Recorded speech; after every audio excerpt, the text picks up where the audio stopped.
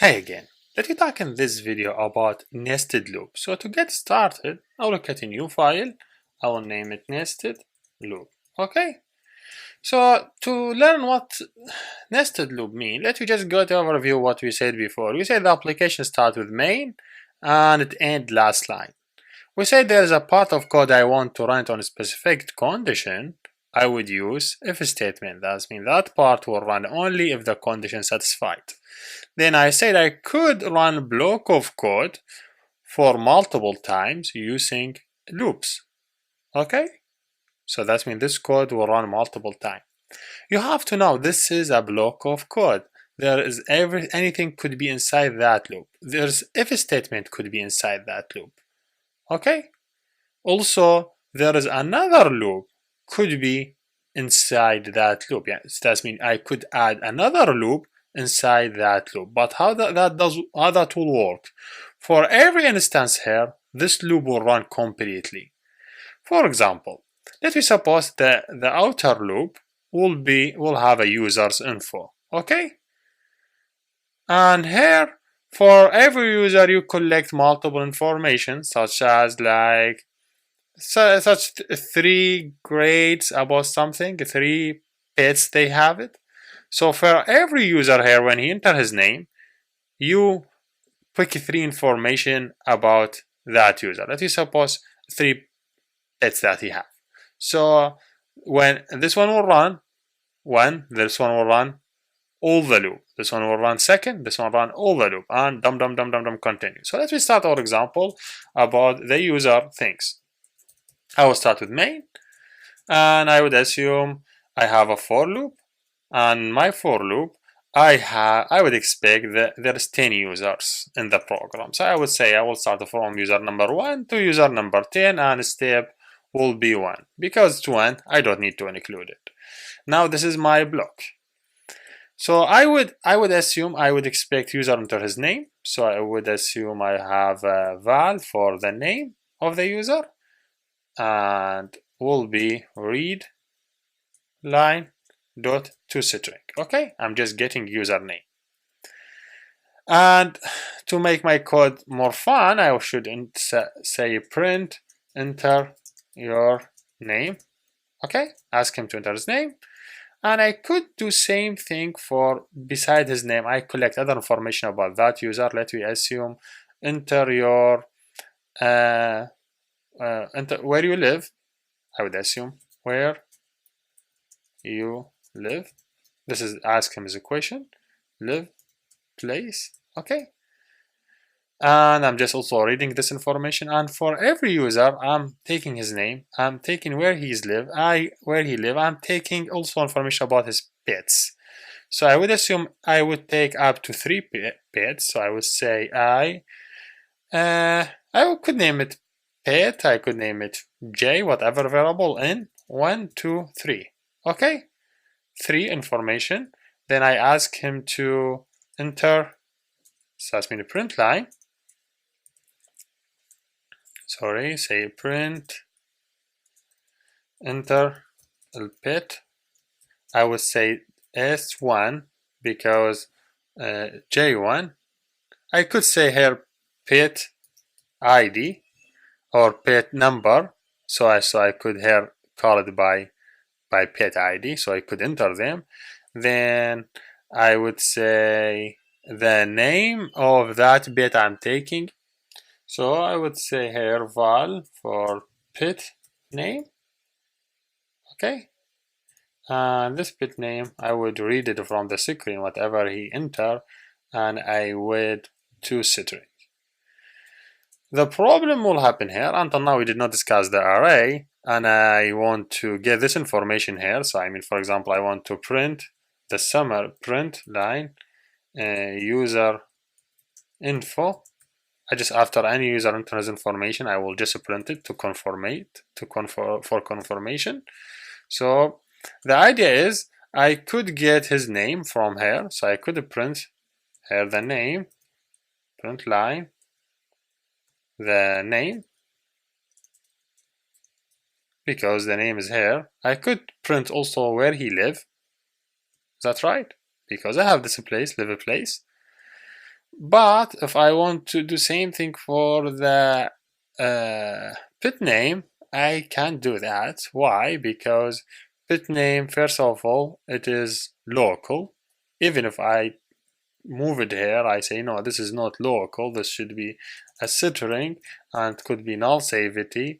I would have the name of the last pet only. This var, because it get updated, because every time it get changed to different value. These val, they not be updated. So here he tell you, hey, this is null savity, you cannot have it null because this one may not get any value. Well, you could say this could be a null, I think, in this way, to just avoid the crash. But what's the issue will happen here? The issue will happen, I will show you in a second, if I just run the app and just for first user and see what's going on. So here we go. Now the app asking me to enter my name, enter pet name, enter your name. I say my name is Hussein. He tell me where you live. I think I should click next. So should getting the name, if you see the name is Hussein, saved in the memory. Now if I just click next, he asks me where I live, I say NY. And he's asking me next the pet. The pet is be null as a start point. There is nothing in the pets. But when I go to the next, it will ask me to enter the pets by the ID. So pet number 1, enter pet number 1 because the loop is 1 here. So the pet will be number 1. I will say I have a dog. Then I enter.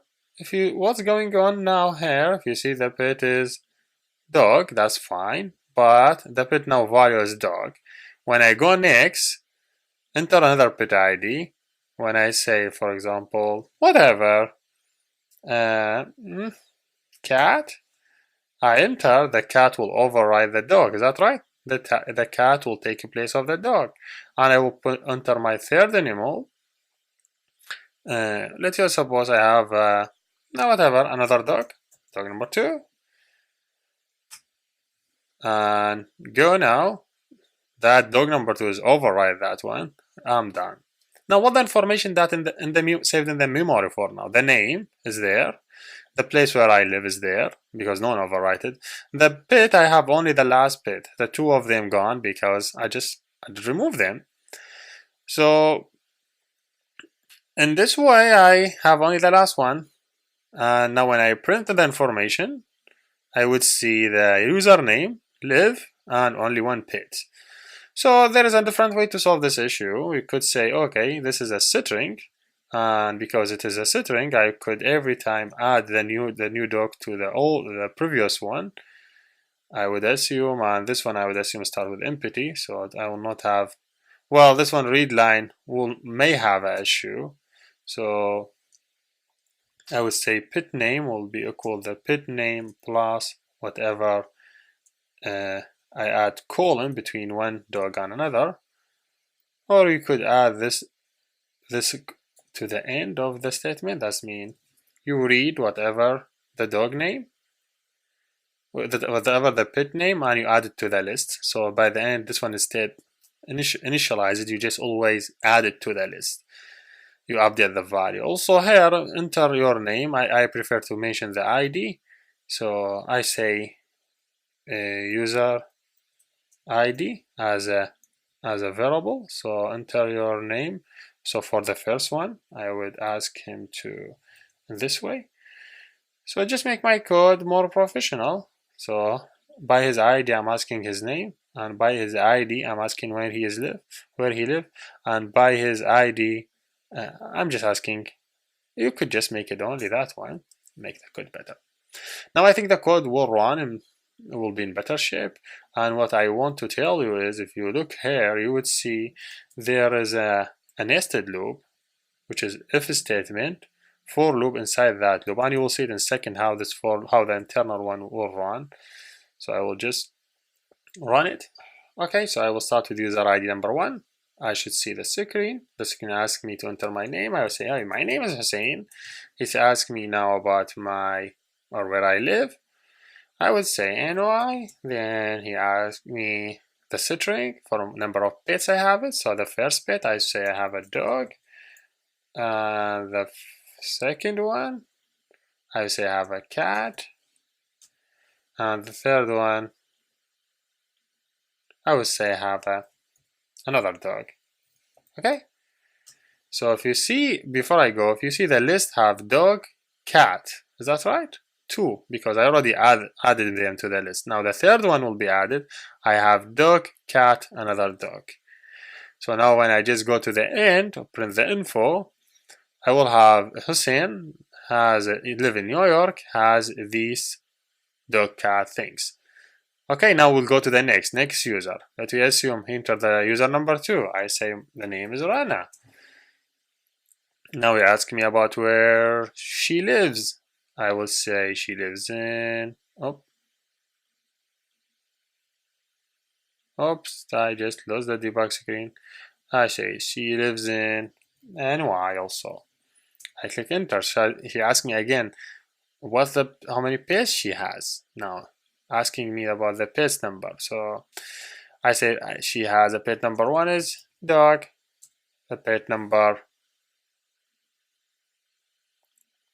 2 is cat, and I would go next, and the pet number 3, whatever,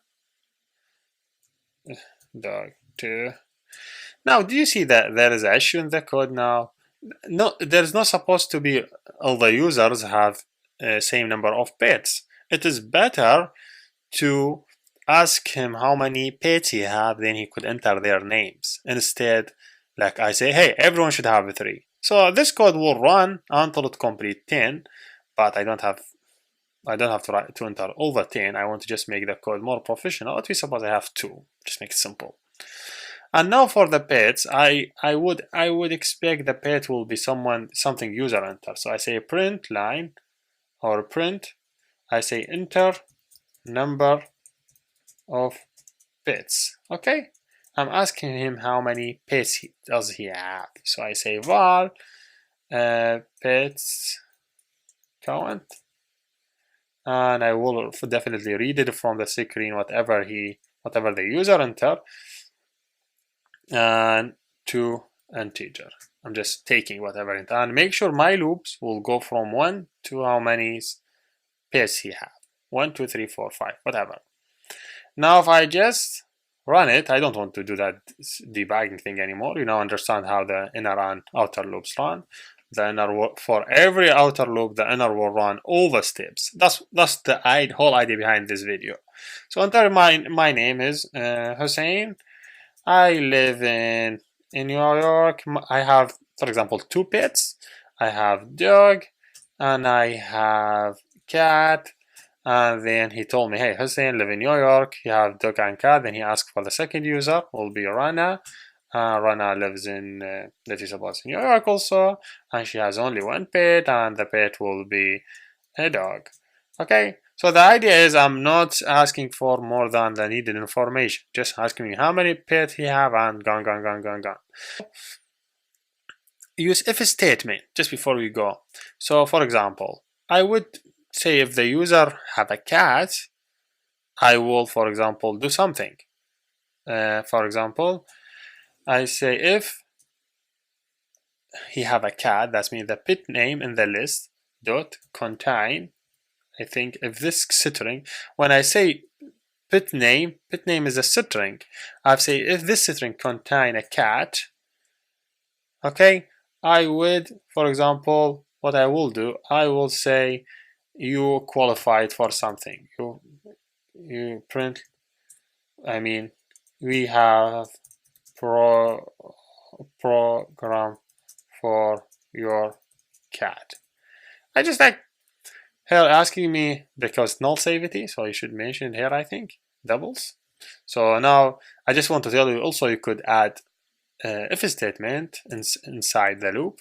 So now when the user enter his name, where he lives, enter his cat, his pets. If he have a cat, if the pet's name, the list that of the pet names, you know, it was a list of the pets. If it does have a cat in that list, we will talk about strings later, next section. If the list has a cat in the list, just you say we have a program for your cat. Just nice things. That is just the user who have a cat, we have program for them. Otherwise, we don't have program for people for other users. You'll see how this one will work. So enter your name. I say Hussein. And enter where you live, NY. I have only two pets, one of them dog, another them cat. I will make it small letter because if I make it capital letter, it's not accepted here. I should do 2 letters. We will talk about this later. It's running forever. Something going wrong here. And boom, I don't know what was wrong. It just show me for some reasons. And I don't know what's wrong. Just show me for some reason the data now. Enter the second user. And also you see, tell me you live, you have pet and cat. We say we have program for your cat. Rana, she lives in New York. She has only 1 pet. And the pets will be a cat. Make sure everything is small. Okay, small letters because it will not accept it here, I think. So enter, say, hey, you have a cat, your name is this, you live here, you have a cat, you have a program for your cat. Okay, so if someone doesn't have a cat, you will not see that. For example, Leia, she lives in NY and she have 2 pets, and one of them dog, another one is dog, and she didn't get offer. So yeah, that we done. Thank you for watching and see you